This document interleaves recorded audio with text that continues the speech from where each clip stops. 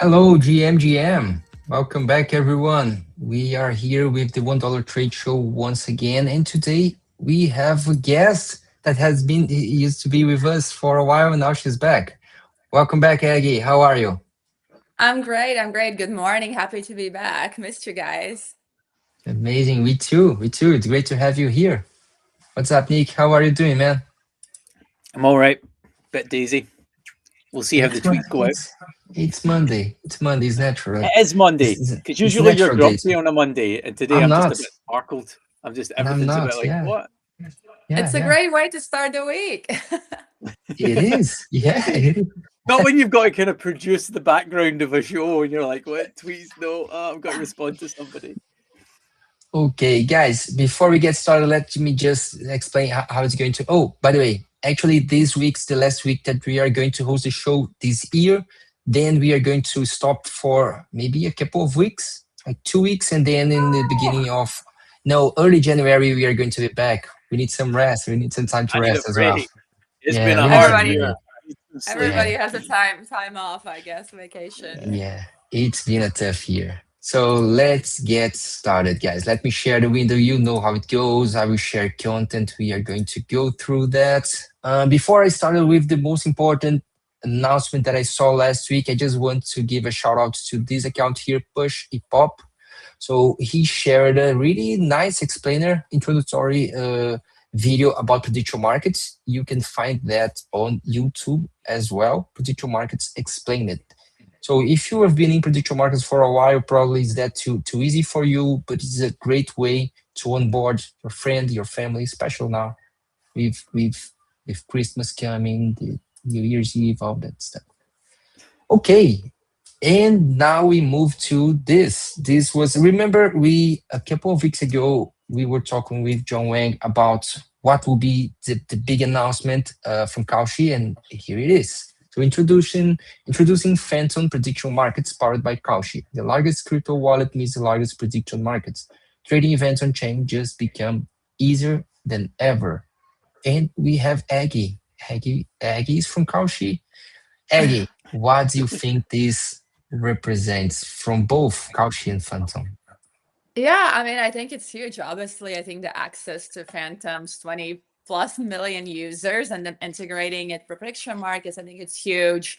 And I've been talking to a lot of friends worldwide, and obviously prediction markets, I think, are really having a moment in US. And if I, tell someone like, oh, like I work with Kalshi, then everyone's like, oh yeah, the prediction markets. So people seem to know what it is, at least, or heard about it. Versus when Cool. I talk to my international friends that are visiting for the holidays, they're like, oh, like what is it, what's not. So I think that's just a great international exposure. That's like number one. But also, of course, even for people, that is it's just always easier and things are like integrated. You don't have to make another account. So I think it's Mhm. like huge partnership on both ends. And obviously, I think we saw what happened with Robinhood, that they integrated Kalshi, and now they're kind of saying, oh, we're gonna launch our own. I think that's coming in, like, I think they're doing like an announcement December 16th, which was like what, in 2 days. So I Mhm. think people are realizing the value and power of these things, of prediction markets. So yeah, I think this is just like another moment that's showing like it's getting out of control. It's getting so big. Cool, cool. Yeah, and so we had these announcement on Phantom account as well, and it's a kind of a movement that we have more prediction markets doing this. So here, before I go to this, so we have this from Myriad that we mentioned this as well. So Myriad Markets had a partnership with Trust Wallets, and we have MetaMask with Polymarket as well. It seems that this is a way to go for prediction markets these days, and I Yeah, I totally mean agree it's with you. Yeah, Yeah, massive integrations. I think it's about reaching people, right? And scale. So yeah. rather than trying to get people, hey, come like check out the Kalshi app, it's easy to partner up with someone that already has a lot of users. It's like a strategic partnership, I think, on both ends, and it's just like exciting for all these companies. I think what I like the most here that you mentioned is the fact that we don't need a new account. So you don't need to plug in your email. You don't need to do anything extra. There's no extra step for that. You just the same wallet that you already use. You can do whatever you want there. And something that I was talking to Nick before the chat is that I'm really interested to see, because so this year was really big for prediction markets, and we have all the data. So with now these, let's say, all over the industry integration between prediction markets and wallets, I'm really curious to see how it's going to be the impact of this for prediction markets. So I'm really excited about in a year from now to compare the data. Okay, what was the impact of this wallets integration? Yeah, I mean, I always been saying since like day one that prediction markets kind of like the next social media in terms of like you're not going to be able to go a day without checking them. Kind of just like everybody scrolls their TikTok or Uh-huh. X or YouTube, whatever they do. You know, you do it every day, even if you spend like 10 minutes or 2 hours on it. And I think same thing is going to happen with prediction markets. You'll just check even if it's for trading or just checking the headlines and seeing what's probabilities of certain events or what's going on in the crypto world. So I think everybody's just going to become so reliant on them one way or another, and these integrations going to help to do so. Yeah, I think it was an article that I read on your Substack that you make an analogy about how people open their news apps. So in the near future, they could just open their prediction market apps and just check, okay, what are the chances of this event happening or that event happening? Because it will be in our lives, right? I mean, everyone's life, not only in our lives. Yeah, it'll just be as normal as just like, opening any other app. You'll be like, that's just what you do. Wake up and maybe even the first thing you check even before your email. That's correct. That's correct. So also we had last week, as you guys know, there was this big Solana conference, Solana Breakpoint in Abu Dhabi, and the people from DFlow announced that there was this announced here.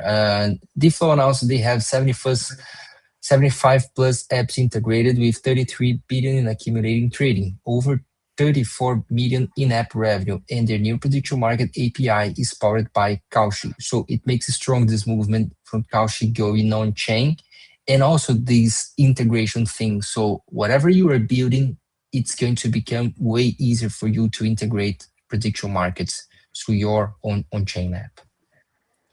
Yeah, absolutely. I think just having it on chain and integrating, it's the way to go. I think it's hard to build, as you guys know, it's hard to build your own prediction market. It And is, things sure, like that, yeah. and compete and funding and getting users and volume and all those things. And I think like integrating and building on chain, I feel like there's nothing easier than that. And I think just opens doors for a lot of people in different areas, whether they're building a product or some feature. It's just so much easier now.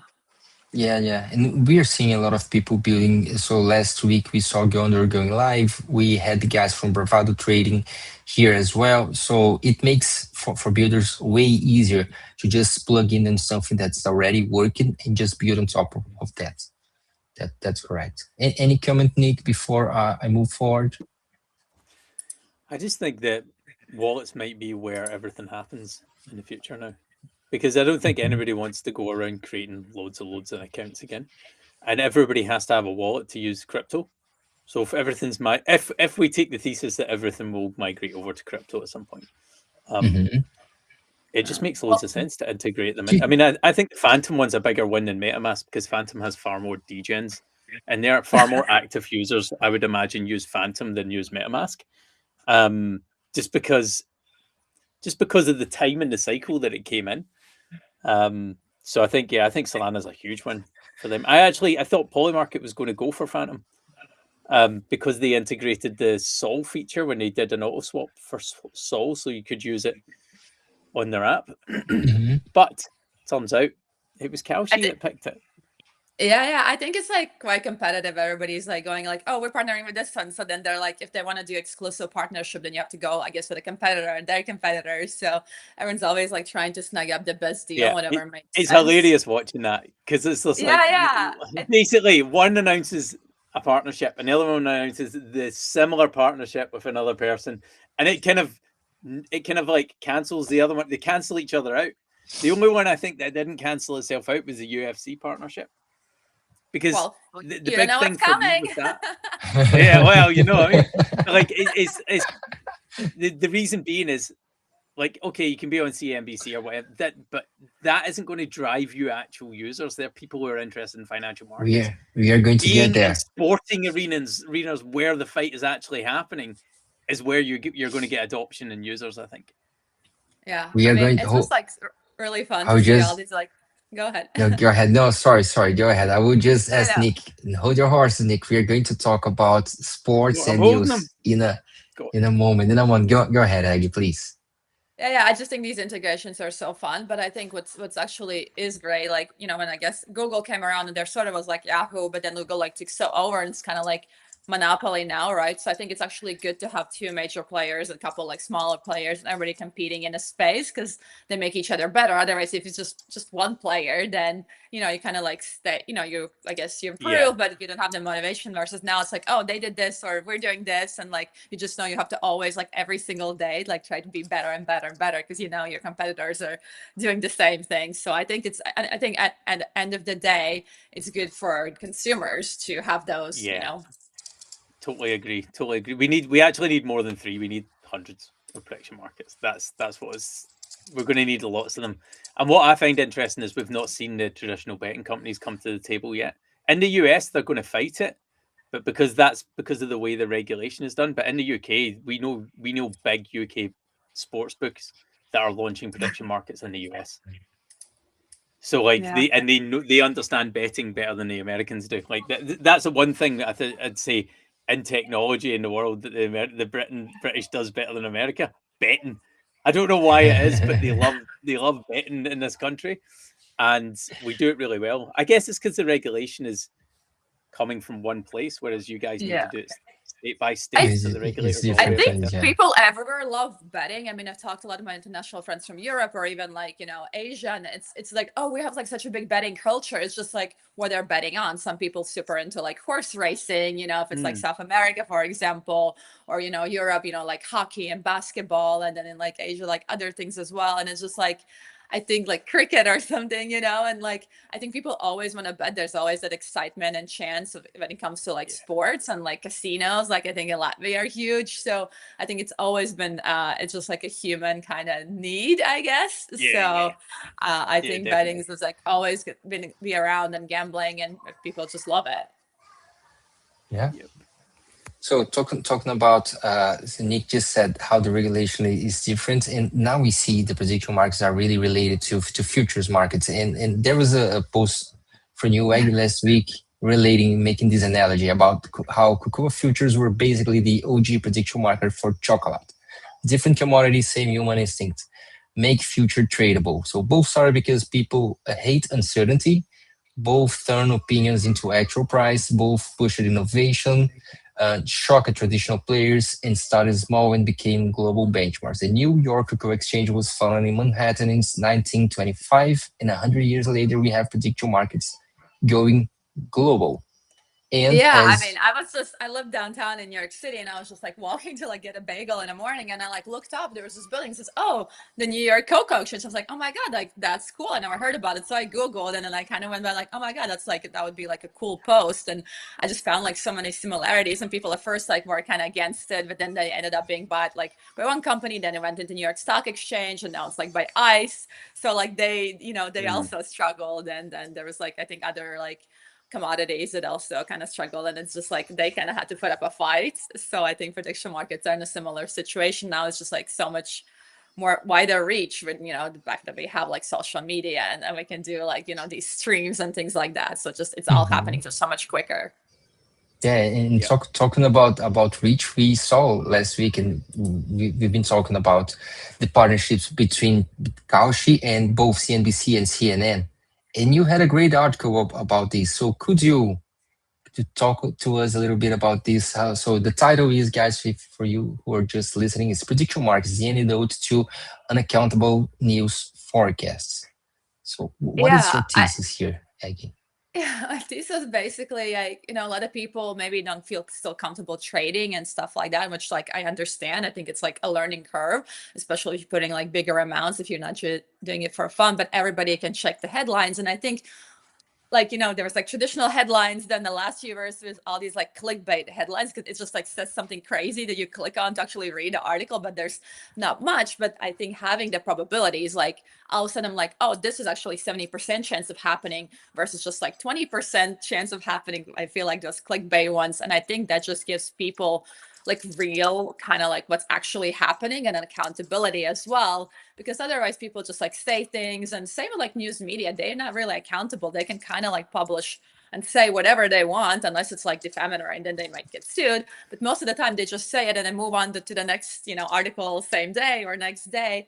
And I think with prediction markets, you can actually like see, as I said, like measure probability, right? Like you can actually see like, oh, this is what's happening, and then see the outcome and see how many people are saying, how many trades were made, or what's the volume. It just feels like a more real headline that you can trust, versus then just someone sitting, in an office or at home, just like wrote some like crazy headline and moved on with their life. Now you actually have an information to back it up. But like, hey, here's 1,000 people or 20,000 people that put 20 million into this. This is what they actually think, like what's actually, more likely to happen.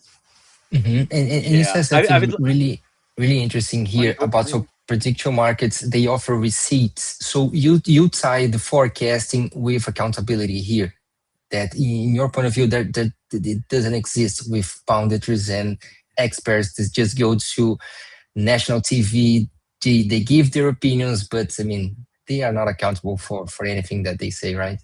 Yeah, and even if the market ends, right, you can go back and look at the chart and be like, how was it moving, things like that, what happened, and I think it was actually quite controversial. I don't know if you guys are going to bring it up, like the Times Person of the Year. I don't know if that's the plan. But there was like that. crazy things, right? So like, it's just like funny to sometimes see those marks, but at least there's like some trick. You're not going to go back and look at 20 different headlines or 30 different, headlines of like different articles, but you can just go on Market and see like what changed, what people are thinking. So I just think that even visually, it's just easier to kind of see. And then, yeah, of course, people, if they say something, they're like, oh, I'm putting money on a line, and this is, what's happened, whether their prediction was right or not. At least, I don't know, I would listen to someone more. They're like, oh, hey, here it is. I'm putting $100 on what I'm saying, rather than just like yapping around. Great, amazing. No, yeah, I totally agree. I think I'm really interested to see if the media companies start picking guests on who is actually good at predicting, because like you get a guest on and you're sitting talking to them and they're very positive on one thing, but if then they switch to prediction markets and go, well, this market with like 100 million in volume is telling us you're wrong. What do you say to that? Like, I would like to see that sort of dynamic happen live on air. And then, like, if that person is consistently wrong, they shouldn't be allowed on television. Like, they shouldn't be in there. So, like, it should be like somebody should be like, okay, that's that. Like, even if they say, "Oh, I'm betting in the right direction," I think one of the problems you see with these like Bloomberg, for example, right? Like with these interviews, it's like, I'm going hard on this. It's like, where's the receipts? Show me your transactions for that, because I can't see you in there. I think that's like cool. And I think that's like for like being on chain, like certain wallets and some people, or even like on Kalshi, they're like, they make their public like their profile public, so you can see their winnings and which categories they're really good at. So then you're like, oh, this person's made like 100K in mention markets or something, or politics. All of a sudden you trust them way more, that somebody just went on TV and you don't know if they even made a single trade themselves based on what they're saying. Or they've got their position just because of the company they work in and the job title they hold. Exactly. That seems to be the issue. It's just like you get brought in because your company is this company and you're this person in that company. Doesn't mean that you actually you're good at betting in the future necessarily. You just hold the position that implies that you're good at betting in the future. Yeah, it's definitely a lot of, I think accountability is important, and I think a lot more people will, show their trades and all that publicly and share their profiles. And I think, it would be cool. They go, on TV or live, and they're like, oh, this is like their ROI, or this is the categories they're good at. And I think all of a sudden it's like, oh, I can trust this person more versus like, someone that doesn't show maybe anything. I've got a question. If you do that, is that like, no, it's not insider trading. If you show all your trades publicly, does the SEC get annoyed at that? Like, if you're really big and famous and you're quite like, you've got a lot of reach, a lot of impact, and then you're like, I just betted on this, and then everybody else trades you, is that illegal? Can I interrupt you guys just for a moment? Yeah. And before you answer that, let me invite one more guest that we have here, because we are going to cover his article here about prediction markets, if it's a truth engine or casino. So let me add you to the conversation, Andrew. Okay, we have Andrew here. Hi, Andrew. Nice Hey, to how are have you, you? man. Yeah, can you hear me? Yeah, loud and clear. Great. Andrew, these are my friends Nick and Aggie, and Hi, I Nick. know you Hi, were. Andrew. Hey. Hey, Yeah. yeah. We met, I think, in New York at the mayoral election, I think. I think so. Yeah. Yeah. So Great. So amazing, good to be here. amazing. So before Aggie answers Nick's question, please, Andrew, introduce you. Let us know who are you and how did you get you into prediction markets, and then we are going to move to the answer. Okay, is it a Sure. good thing or a bad thing if we start to see people on the news showing their positions on prediction markets and how that would influence this space? Do you want me to do the intro first or answer the Yeah, question? please do your intro first. Sure. So I've been involved in prediction markets for a long time. I was a trader on Wall Street for about 15 years, focused on international equities, which has a lot in common with prediction markets. And then I started out this project called the Good Judgment Project, which was a forecasting study. And they had regular people basically do forecasts on all kinds of geopolitical events. And what they found was that the top a few percent of forecasters were actually beating like intelligence agencies type predictions on these events. And they took like the top, I think 2% or 1 or 2% of people, put them on a team. It was like the super forecasting team. There's a And book then wrote about a it. book about it. Right. So yeah, it's a great book. I actually highly recommend that book to understand how to do better I forecasting. have the book. What's the book Yeah. called? Oh, great! Here, you Great. go get the Super copy and she can She's show going us. to Yeah. get it. This is the book. I mean, I'm What not is getting it? like. Super Super forecasting. forecasters. Super Forecasting, very cool. forecasters. So I recommend So it I- to everyone to read. 100%. So I was one of those super forecasters back in the day, and that was I did it for like another year after that. It was a lot of work. I was doing my day job and then going home and studying like military actions in Africa, and Wow. it was a lot of fun, but it's a lot of time.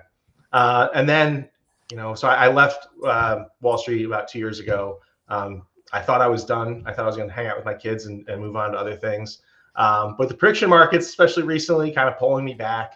And I thought it was really interesting, just the growth of these markets. And so I started doing a little bit of writing about it. I didn't think anyone was going to read my Substack, so I named it Whirligig Bear, which is just a fun, whimsical name. But now people read it and they're like, "We're going to cite Andrew Courtney from Whirligig Bear," and so I'm not changing it yet. But it's been really fun. I just get to research this stuff, dig into it. It's changing so fast. I think it's a fascinating time to be following the space. Pretty cool. Yeah, great. So this is the Wriggling Bear Substack I'll have that to I'm read. sharing. I'm so excited. I don't think I'm following that on Substack, so I'll definitely have to like. Sweet. For the We'll need to holidays, make you one of for the our holiday travel, recommended I'll have something to newsletters. read on a plane. Yeah, both of yours Substack are recommended by us. So let's go to where's yours? Blondie Predicts. I don't know. I don't know how to play around with Substack, but it's Blondie Predicts, Substack's right? a bit confusing the way they run the I don't know, navigation. it's They're trying to make crazy. it social, and it just doesn't. I want to It see the just doesn't- newsletter, not the writer. That's it. Anyway, it's Blondie Predicts for I'm Aggie. still learning. I try to post like one article a Anyway. week, and I don't know, it's maybe been like 10, maybe a bit more. I'm not sure how many weeks, but yeah, I'm still like, how to post this, that. Yeah. Anyway, so for Aggie, it's Blondie Predicts, and for Andrew, it's the Wriggly Bear. So guys, Whirligig. Whirligig. Whirlingig. Whirlingig. I'm trying Okay. to just make sure that Whirligig is the same thing here as it is where you are. It's the thing you put your laundry on that spins around. Yeah. So I was Or is it picturing like a some- bear Okay, spinning cool. around. Yeah, cool. Yeah, it was just kind of a fun. You can see the Just image in wasn't the sure top if it left. meant something else somewhere No, else. no. It's a whole. Overall, For you a people who bear don't know though, what a or a whirligig bull? is. I mean, I just like the bear is like my spirit animal, so I just like. I see. Like it has nothing to do with my position on the market. Okay. And you work with Aaron at Couchinomics as well, right? So Aaron is my actual brother in real life. Oh, cool. Oh my And gosh. he Small world. we're both just into this stuff. So I'm kind of like a cynical old man, come from TradFi, and Aaron's younger and more understands a lot more about crypto than me, and is generally more optimistic. So I think we're a good team and going back and forth. Okay, cool. I gonna have to add you for the stories I always tell. Because based on his PFP, I always invent a story. You know, he used to be this special ops guy, and that before that was a mathematician. Anyway, okay, I gonna create a story how he went from prediction markets to smuggling drinks in the UK, and now he's back to prediction markets. And yeah, but another day. Nick, I'm sorry I interrupted you and Nagy before to bring Eric to the conversation, but could you repeat your question for if you I'm still not remember entirely that? sure. If I still remember it. Oh yeah, You if somebody you were making of yeah. high public influence starts posting, I know there's some big people with big followings on Twitter, but let's say Elon Musk decides to start trading on Polymarket, and he starts posting his predictions. Does that become a problem with the SEC? Because he I think moves that's markets. all. Ooh. Well, he got in He trouble moves once, markets, so right? I'm just Saying that like, the is price that is insider going trading too or high. it's like Yeah, I mean, he had in trouble. Like it was like what when he was saying like the Tesla market's he going to like always gets in 420 trouble? trending, but like with SEC, but like I think it depends what you say. I think most people don't get in trouble and don't say it. I think it's like fine. But yeah, I think controversial people always will get in trouble no matter what. Yeah. Okay. So let's move to the next part, and we are going to bring back a conversation that we had last week about this, and this is why Andrew is here to talk to us about. So I found really interesting about this, how you try to lay some elements or some Oh criteria. my Oh, a god! cat. What Super Cat, is you're a fluff, cat that? person. super fluffy, just jumps on. Oh, I I was on two another cats, Yeah. but they're screen like just about to hiding post right something. now. I hit them. I was just like, don't interrupt. Sorry. No, Good no, that's entertainment. good. That's good. That's good. Cats are very welcome. Always welcome. That's They're true. actually That's very true. good predictors. Okay. So let's go. Let's go to your Yeah. article here, and let me try and understand. Basically, and correct me if I'm wrong from what I read here. So basically, you try to understand. You understand that the markets on a predictor markets, they are not the same. Some of them have value like economic value, and other ones have kind of let's say cultural value. Not saying that they are less valuable, but they are different.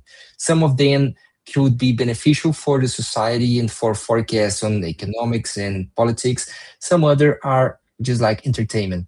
So am I going to the right? Is that what Yeah. you try to Right. lay? And So you there's some go ahead. criticism Yeah. of prediction markets, right? Which in line with people say there's too much gambling in society, and I think there's some merits to those claims in general, particularly around, you know, look, I can pull up my phone, I can play a $10,000 hand of blackjack on my phone. To me, I don't think that should be allowed, but I do think prediction markets are different in that, yeah, you can kind of use it like a gambling tool, but the output is actually useful, at least in some cases. So I don't think we should Mhm. lump all these things together in one, this is gambling bucket. They're different. Okay. Okay. Yeah. I And you actually made try. like a meme. I haven't posted it yet. I'll do it like, maybe later today. And it's just like Bart Simpson writing on like the chalkboard, prediction markets are not gambling, prediction markets are not gambling. But yeah, people obviously always ask about it. And that's, kind of like the biggest criticism. And people are like, oh, it's like gambling. And I'm like, well, I mean, first of all, life is a gamble, right?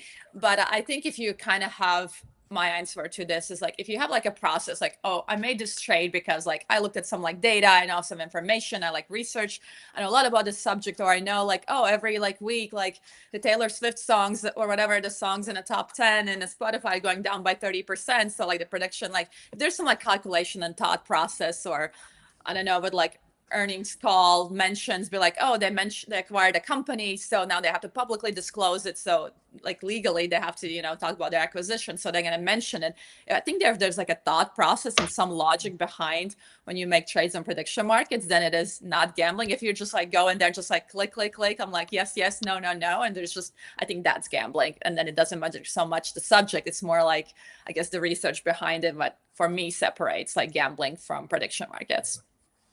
So I have a really wide definition of gambling. I mean, my whole career was basically making bets on stuff. That's what I've done since I graduated from college. And I view almost every decision as a gamble. I even talk about, I think buying index funds is a form of, maybe call it speculation. There's some uncertainty, there's some risk. You're analyzing it, making a decision. With a casino game, you have no ability to change the odds. When you're investing in stocks, you can do research. When you're picking a college, some colleges you might pick, you'll end up with a great job, some with maybe a not so good job. You're not risking money so much, you're risking your time, and you can do research to better understand the decision. So I focus more on the tools you use to analyze these decisions, and they're all the same, whether you're playing roulette, stocks, making decisions on even who to marry, right? The decision science is actually really similar, and that's what I want people to focus on. Okay, so you are more concerned about if I understand, the inputs that you put, so the process you do to make the decision before you play. But how about the output of the markets? Because, for example, you mentioned here the Fed market about, and this was an example that I shared here with Nick last week. So the Fed decision, based on that market, I mean, no matter what the inputs I use this, but the output brings value to a lot of people's life. It could help me to make a decision of how I'm going to invest, if I'm going to buy a new house, if I'm going to wait more, if I'm going to open a new company, anything. But when people trade on mentioned markets about the Fed decision, me personally, I don't understand how that mentioned, how that mentioned market would help anyone's life. Extremely, I mean, only on the fun part. I think that's really exciting to understand how the guys make their predictions and how they're making money on how many times these guys are going to say that word or the other word, this kind of stuff. I just don't see a useful, how can I say, a valuable utility for us as a society on markets like that. Different on this one, if these or that company are going to get to their revenue they expected for the quarter, or so on and so forth. So let me add, maybe refine one point. To this picture of the Kalshi odds, this is really clear to understand. You see the current odds, when I took the screenshot, you see the history of those odds, and you can tie those big moves to, say, economic numbers, events. This data was available before in a somewhat similar fashion. The screenshot right below is from the CME. So there have been Fed funds futures for a long time, but nobody's going to look at this. I mean, I think very few retail type people look at this and say, "Oh yeah, I understand that." But I think the Kalshi graph, it's more about better communication. So some of these probabilities are out there, but I think the best thing that they've done, the best innovation is how clearly that you can communicate these things to the public. That's what I was kind of like saying earlier about the headlines and kind of like seeing these graphs. It's just much visually, like people can see right away, oh, this is trending this way or this way. It's been like more volatile. And I think just visually, like people are more into it. Like it's just easier to see, and nobody's gonna, to your point, going through all the these proper charts and it's just not, you have to read this. I just think, kind of prediction market charts is just way more clear and easy to understand for anyone.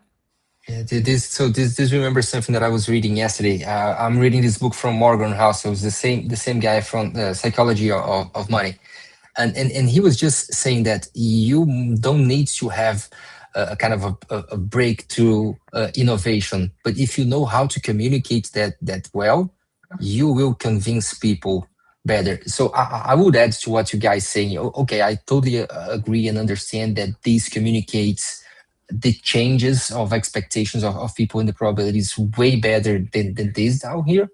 And I will also say, especially with these integrations with wallets that we've been talking here in the beginning of the show, that how more accessible for regular people to actually participate and give their opinions here. And I would like to ask from both you, Andrew and Aggie, so what's your opinion? What elements on the input do you guys believe that can make a prediction market a better prediction market? Because basically what my point is, we've been talking that prediction markets are this truth engine, right? But what actually makes a prediction market a truth engine? and I've been saying, I think we need a big variety of players, so different people. I still don't know how many people from different areas placing their predictions or bets or whatever on a prediction market. We need volume. So what you guys think that are going to make any prediction market actually accurate in the future? What should we look for? Yeah, I mean, I think in like elections, for example, and this whole thing, like the wisdom of the crowd in prediction markets, right? So like I think seeing that like, oh, it's not just one person saying, oh, this is what's gonna happen. It is 1,000 people saying it, and they're saying with X amount of money. And I think that's like important to see and know. Like, you know, I'll just trust, I guess, 1,000 people more than just one person, for example. Okay. Yeah, so scroll up a little bit, because this was kind of what I was trying to get across in the article. And see that the chart with the numbers in it, and this whole section. So right, so a good market, a lot of people can bring information to the table, and there's a lot of widely distributed information out there. So elections are great. Your voting intent is private. There's a lot of different information you can bring to the table.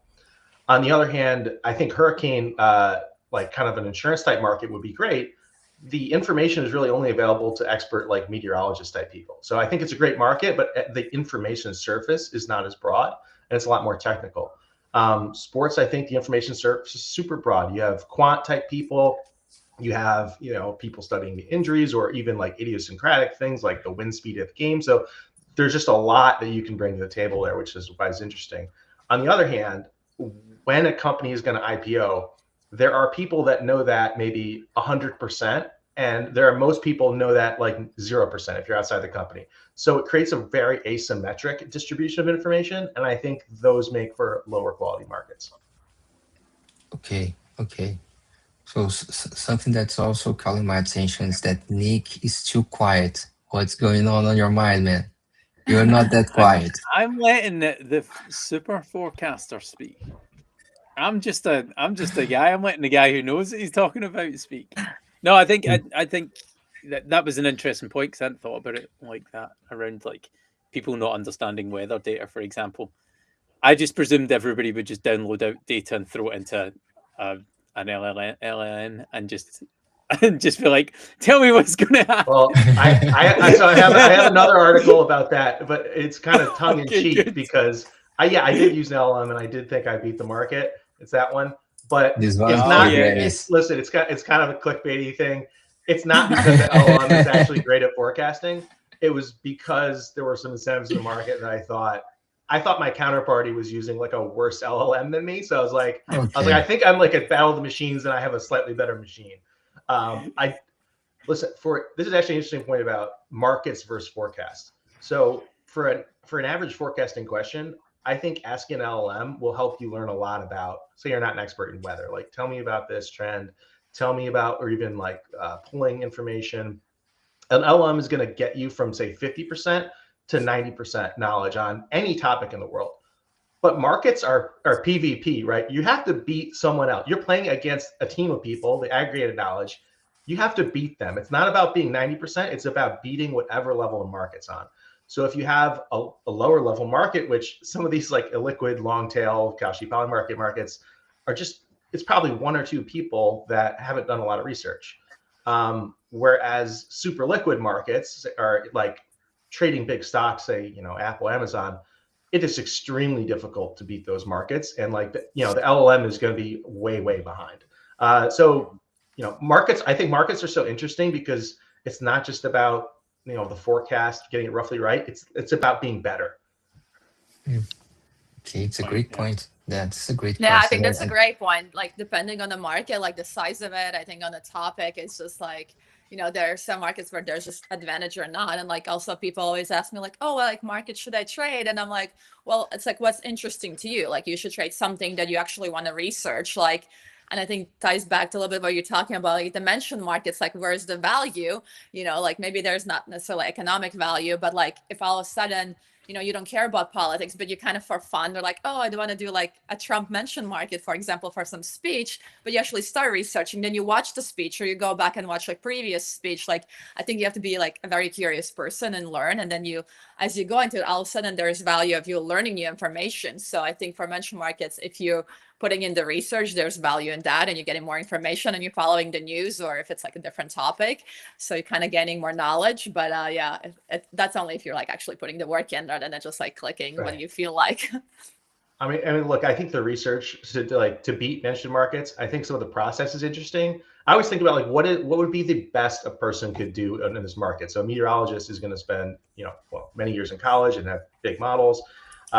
You could put every Trump speech through like a tool that analyzes his word counts, and then combine that with some knowledge of what he's going to talk about tomorrow. And I think that's interesting. I still don't think mention markets really belong on a regulated exchange, because I think they're too, like, people could just say words, you can't even prove it.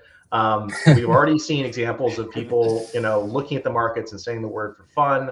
There was something I saw, a guy was at a Trump speech and he was like yelling out words, and then he posted something like, "This is for the mention market." I'm like, guys, like, I got pretty old school in this, and I think the window has shifted, but like I think there should be some fundamental integrity to markets. I think they're important, and like when you make it a joke like this, I just think that's bad, and put it on the casino app and put a $50 limit. That's fine, but I don't think they belong on exchanges. Yeah, I think like prediction markets are it's like in infancy. They're like a child, so they're growing up and they're pushing the boundaries and kind of seeing what they can get away with. And I think some things will be like taken away, other things will tighten up, other things will be new ones. But yeah, mention markets are interesting. I'm personally super getting into like the earnings call mention markets, because I feel like there's a bit more seriousness to them. I mean, they have to do earnings calls, like multiple times a year, and there's just like, it's like they're talking about, I guess, more like real things, and they're not gonna just say things for fun, right? They actually have to stay serious. So yeah, I kind of really like into earnings call mention markets. But yeah, they can be so different when somebody is just like saying things for fun, and they like read the list of all the mentions. Yeah, it's something so I think the mention markets are really fun to watch when people are trading them, especially when they are streaming. They get really excited about the words when each one of the words are said. But I think, the potential of manipulation on those markets, considering that the resolution of the market is under control of only one person, that worries me a lot. So that's something I consider. And we've been talking about regulation, but we are not quite there yet to have regulation about those kinds of markets. And I think a lot of people can get hurt on those. I don't. If I was to like zoom out of them, right, I don't actually see much difference between a sports market and a mention market, like in the behavior of the person. It's like a sport watching it, right? And yeah, I don't differentiate those two. So just to go back to what Andrew was saying is, what's the difference? So you're saying, okay, I don't think some markets should be on a regulated exchange, and I understand the sentiment around that. What's the difference between sports markets and mention markets for you on regulated exchanges? Yeah, I think the question of sports is currently being litigated, and there's some like very fine details in that, obviously, of big players on either side. I think my main issue with the mention markets is that, like you said, one person can decide the outcome of the market, and I think markets like that in general, you want a market that's again broad. Again, sports. Some a player can choose to miss a shot or whatever, but the overall game is difficult to manipulate. So, and I think sports also just has a massive like history of interest. I personally don't watch sports, so like asking me about sports is kind of like asking a vegan what the best steakhouse is. I'm similar. I'm vegan. But, so it was Dustin Gowler. Am I right? Yeah. Yeah. Gawker, okay. Justin So he made a Gawker. really good point. So he made a good point. So sports betting was, or sports was massively manipulated for years, right? Like we all kind of know this. But he made a good point. Is like when sports betting started to get regulated, those sorts of crimes reduced. Like the rigging of boxing matches and other sporting games. And I suspect that mention markets aren't going to go away, because I think people like them from a fun point of view. and I can imagine some level of regulation coming into them to be able to say you can't just like blurt out a whole bunch of words in the middle of a call, because that's what Brian Armstrong done from Coinbase. He basically like reamed off a whole bunch of words that were in the mention market and like killed people or made people king. So I think, yeah, I could see that happening with mention markets over time, because sports betting was rigged, or sporting matches had been rigged for quite a long time. I mean, even right now, if we're looking, and I went off on this tangent last week, this Paul Logan Anthony Joshua fight coming up, right? If Anthony Joshua doesn't knock him out like within the first couple of rounds, I think something's up. And if you watch any of the other fights that Jake Paul fought in, the fighters weren't landing. Like Mike Tyson didn't hit him properly once. And so I'm not saying that it was rigged, but there was some sort of agreement that the general public wasn't aware of somewhere in there. And that happened in a major, I don't think it was a sanctioned boxing fight by the Federation. But I would have imagined Mike Tyson would have been able to at least floor him a couple of times, but it never happened. So I'm thinking that mention markets will probably end up coming under some sort of regulatory framework like sports.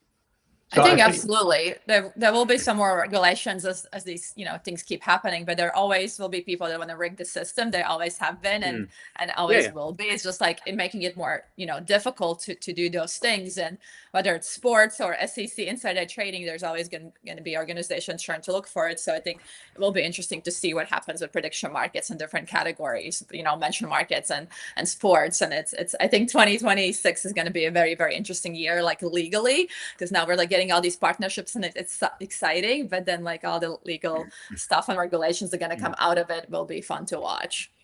So my one point to push back on a little bit, if somebody is clever, like the Coinbase thing was just done, he rattled off the words. If someone was clever, they could trigger the mention markets in a way that's like impossible to prove yes or no. I'm opening my mouth saying that's a lot easier to do than throwing a boxing match and so it's just impossible to really know. And I think that's a fundamental problem. Yeah, that's my point. I mean, the conclusion of that meeting to be on a prediction market. So for example, the Fed speech last week, the conclusion of that is useful for society as a whole. But how you organize the words to get to that conclusion, it's extremely up to whoever writes that speech. You can say this or that word many, many times and make people win or lose money on a prediction market. And it doesn't necessarily has any relation with the outcome of the meeting itself. So this is why I think when you have markets about the conclusion of these meetings, of these events, okay, they are good for society. But mention markets, they feel to me just like, okay, that's just for fun, entertainment, which I recognize some value on that. Well, let's say you get a market on, will a company launch a new truck, announce a new truck in the earnings call? I think that's reasonable, right? That's a real tangible thing. So rather than say the word truck. So I would be pro more stuff like that when there's like concrete. So you would regulate the sorts of words that were used, the context of the words. Because this is how it will. This is what people will sit down and discuss. So, like, I agree with that actually. Like, talking about things that are legitimately related to the forward motion of the business would make sense to just have a mention market around. Saying if it says the word fuck, maybe not so much. Yeah, I think it's definitely a different market, whether it's like an earnings call mention market or like a Love Island mention market. I think those are a little, slightly different things. But I mean, people want to do both. It's just going to come down to how they should be regulated and what's the public, or I guess, like regulatory opinion on that. So it'll be interesting. And look, it is kind of splitting hairs here. I mean, I think, mention market is still much better than, gamified slots on your phone. So I don't want to I don't want to pick on it too much, but I was just attempting to rank, within prediction markets where I think is more or less useful. A comparable way for me, I was going to say just at the end of when Diego was speaking is it's it's less mentioned markets, because I think we're picking on mentioned markets, which I'm not trying to necessarily. It's the sort of pop culture aspect of it, like will he wear a suit, what color dress will they wear, like these sorts of things are really difficult to regulate. So it's not just mentioned markets, it's the general sort of pop culture aspect of it becomes tricky, because it's dependent on people who aren't regulated necessarily in any way. Like you can't regulate a celebrity for what somebody puts on a prediction market. That's unfair to the celebrity. However, the celebrity can fully change the direction of the market if they see it and choose to. Like they could just like, everybody's saying I'm not going to do this, so I'm going to go do it, because they might not be doing it to manipulate the market. They might be doing it to show everybody they don't just know for fun. Just for fun, just to, I think there definitely people that are like, fuck this, and they're like, let me just go on. Exactly. Create, controversy just to go viral. People do things to go viral all the time. So I think, people will take advantage of it, and one way or another, whether it's a mentioned market or like an actual market, or there's definitely going to be some of it as well. And I guess there have to be some type of like regulation on that, what should be allowed, what should not, and people don't even care if they're fined. A lot of people do things that they're not supposed to do. They're like, oh, it's a small fine, I'm still gonna go and do it. So we'll be Michael Jordan wasn't he fined repeatedly for wearing the non-regulation shoes at the beginning of his career, and Nike paid it the entire time. It was $5,000 a game, and he was just like, I don't care, my shoes look amazing, I'm being paid a lot of money to wear them, I'm gonna wear them. So the value might be, they're still getting more value out of the fine. So it will be, it's gonna be. So guys, as we move to the end of the show, if I have 5 or 7 more minutes from you, I would just like to go over a couple more posts here that it has to do with this interaction between, what is gambling and what is not, regarding sports. So there was a post from CoffeeZilla. He's saying the new American Games Association research shows Americans view sports event contracts as gambling. 85% say these contracts are gambling, not financial instruments. And then Easy, we have been sharing his content here. So notice that the specific question was around sports contracts. I have been in the same belief that sports prediction markets are just gambling. The economic, finance, election, culture, etc. are much more than just sports gambling. I stand by that and firmly believe that they are not the same as gambling. So he believes that, and it seems that 85% of people believe that sports markets own prediction markets, even though there's not a house, it's not the same structure, but they are gambling. They are not financial instruments. And it seems that regulators and people in the game, again, sports industry are worried about that. So we have this post here. The battle of prediction markets is becoming a debate over the CFTC. NCAA and NCAA, guys, for you who don't know, is the let's say, the arm who's behind the college sports in the US. So NCAA press, no rules, no oversight, no nothing. Cauchy hits back. That's like saying the stock market has no rules. The CFTC regulation applies to prediction markets just like the SEC's regulation applied to the stock market. So it has to do with what we're saying. I mean, in the end, it doesn't matter if they are actually gaming or not, or gambling or not, but there is a regulation for this kind of market, right? Yeah, I mean, speaking of gambling, I think even at sports, it applies too. If you're just going, you're like, oh, my team is the New York Knicks, I'm just gonna I'm just gonna buy like, oh yes, they win. I think that's gambling. But if I'm like, hey, I see the Knicks track record is this, they're playing against the team who is like track record is losing, all their star players on the, like say Knicks team are playing the game versus the other team, their like top players are injured. And I've done some like research, like read about it. I see where the game, maybe there's a home court advantage, then I don't think it's gambling. But if you're just like randomly doing things, but I think, if you put in like effort and you have like some thesis and like, hey, this is why this is going to happen and much more likely, then I think that's a difference for me in gambling, even when it comes to sports. And then I'd see it's more like as a trading. This one here, I mean, there are people with really strong opinions on both sides. That there's the federal framework versus the state, and it's being fought out in court. And there's people have really big incentives and strong views on it. I think it's a good debate, and I feel like I would just let the courts decide. I think you can argue either way, and it's kind of a nuanced decision. And for sure, just as a closure, we have this post from Dustin Galper here. NCAA presents on prediction markets. Prediction markets are not regulated at all, which is not true, actually. And so, California, which currently doesn't permit sports betting, the prediction markets could have an absolute ball taking that space over.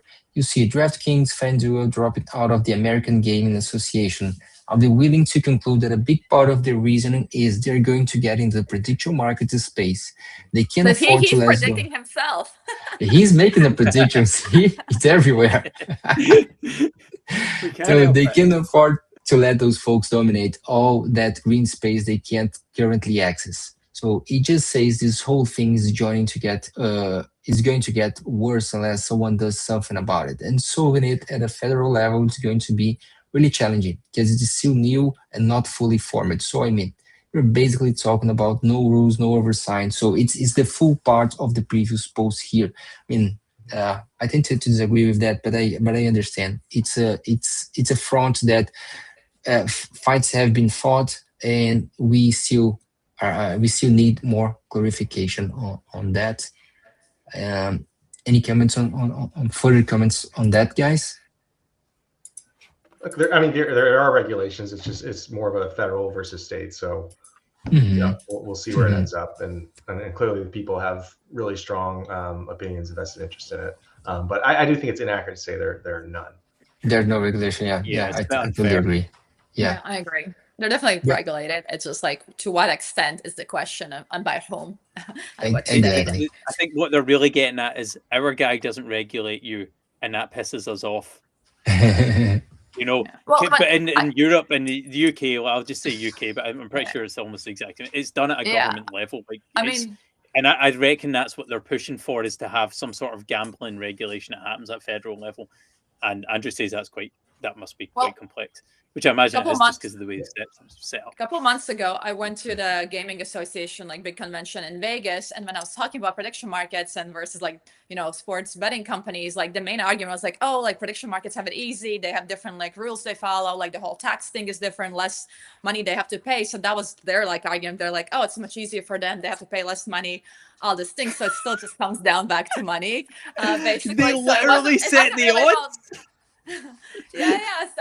So they were just pissed that they're oh, they're just getting all this access easily, and we worked so hard for it and getting all the approvals and permits and the whole legality and tax system. So that was just interesting to kind of hear. That's the really the bottom line of the whole issue. Yeah, I mean they spent a long time getting regulated in states and a lot of money, and there's state taxes.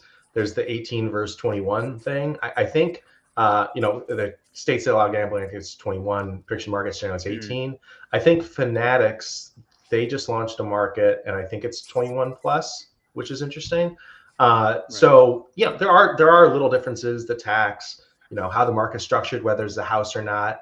I like that prediction markets don't kick out winning players, or rather ban winning players, which I just think is fundamentally unfair to say we love winners, and then you don't actually allow winners to bet.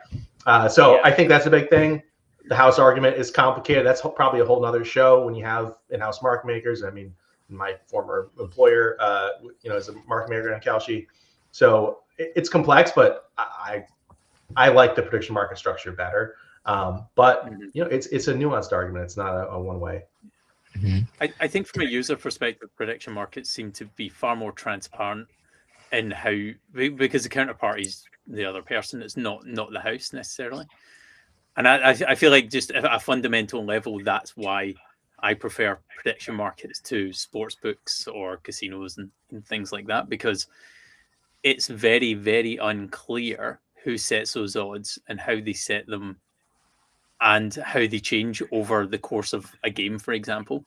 Whereas in prediction markets, you can watch who's changing directions and how that match is going to, who thinks a match is going to go that direction or not. It feels more fair to me. Yeah. Well, the thing is prediction markets don't care who wins or loses, whereas the house does, because if they get it wrong, then they have to pay out of their own pocket. And that's fundamentally a bias. That's a fundamental flaw in gambling across the board.